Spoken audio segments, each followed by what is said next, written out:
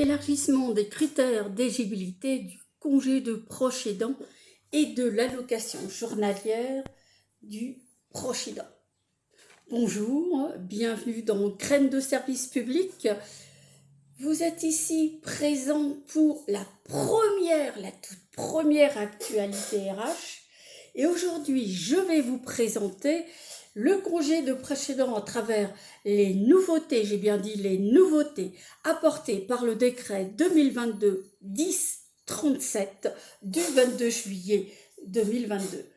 Que fait ce décret? En fait, ce décret élargit les bénéficiaires du congé de proche aidant et ce, à compter du 1er juillet 2022. Petit rappel, à quoi sert le congé de proche aidant? Il permet à l'agent public de prendre soin d'un ascendant, d'un descendant ou d'une personne partageant son domicile. Une condition, présenter un handicap ou une perte d'autonomie d'une particulière gravité. Quelle est la procédure? L'agent public dépose une demande de congé de proche aidant en fournissant certains documents listés dans le décret précité. Bien entendu, un préavis d'1 mois est obligatoire, sauf urgence. La durée de ce congé de proche aidant? Toujours identique. Durée de 3 mois ou plus, renouvelable dans la limite d'1 an pour la carrière, pour l'ensemble de la carrière. Maintenant, qui sont les bénéficiaires? Et là, on est dans la nouveauté. Ce sont les fonctionnaires en activité, mais aussi les contractuels. Article 14.4 du décret 88-145 du 15 février 88. Comment s'exerce ce droit de congé de proche aidant? Le congé de proche aidant peut être fractionné ou il peut être pris sous la forme d'un temps partiel.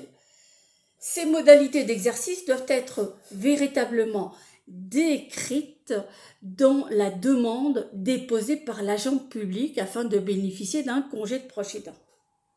Au niveau de la rémunération, il faut souligner que ce congé n'est pas rémunéré par l'employeur public. Mais, le bénéficiaire de ce congé de proche aidant perçoit une allocation journalière de proche aidant, article 1, 168-8 du Code de la Sécurité sociale. Pour les droits et prestations ouverts au 1er juillet 2022, le décret du 22 juillet 2022 aménage les modalités d'attribution. Quels sont effectivement les bénéficiaires de ce congé de proche aidant? Cela se voit à travers les documents à fournir. Déclaration sur l'honneur du lien familial du demandeur avec la personne aidée ou de l'aide apportée à une personne âgée ou handicapée avec laquelle il réside ou entretient des liens étroits et stables.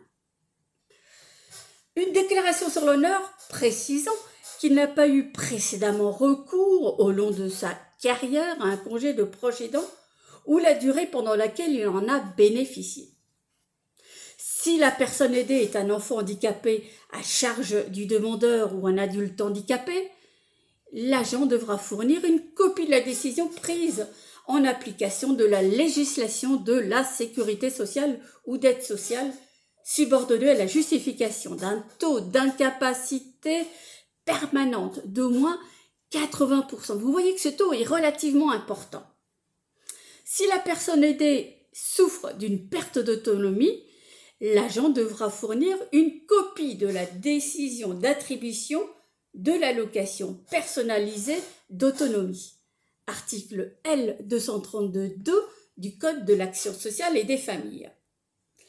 Si la personne aidée en bénéficie, l'agent devra fournir une copie de la décision d'attribution de l'une de ses prestations. Je vais vous les lister. Majoration pour aide constante d'une tierce personne. Article L 355.1 de la Sécurité sociale. Prestation complémentaire pour recours à tierce personne. Article L 434-2 du Code. Majoration spéciale pour assistance d'une tierce personne au retraité. Article 34 du décret 2003 1306 du 26 décembre 2003 sur la CNRACL. Majoration de 40% de l'allocation d'invalidité temporaire a été attribuée aux fonctionnaires absolument incapables d'exercer une profession et dans l'obligation d'avoir recours à une tierce personne. Troisième alinéa de l'article 6 du décret numéro 6058 du 11 janvier 1960. Et enfin, dernière prestation, majoration pour tierce personne des invalides de guerre. Article L 133-1 du Code des pensions militaires d'invalidité et des victimes de guerre. Voici ces nouveautés. Ne pas oublier, petit nota bene, la durée passée dans cette situation de congé proche aidant est assimilée à une période de service effectif. Conséquence, elle est prise en compte pour la constitution et la liquidation des droits à pension.